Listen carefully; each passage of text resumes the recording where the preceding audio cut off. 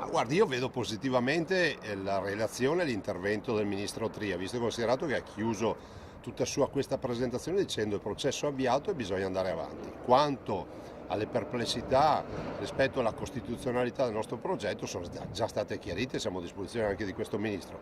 Devo dire che quantomeno il ministro Tria ha inaugurato un buon metodo di lavoro, che è quello di sollevare le perplessità, avrà le risposte, ma l'importante è che poi il ministro dica, boh, adesso si va avanti. Qualcun altro invece tira il freno a mano e non fa le domande. Ma non suonano come pretesti per rallentare ulteriormente questo iter? Ma no, guardi, questa è un'autentica rivoluzione istituzionale e come tutte le grandi rivoluzioni, i grandi cambiamenti è necessario che abbiano la loro fase di, come si può dire, di gestazione.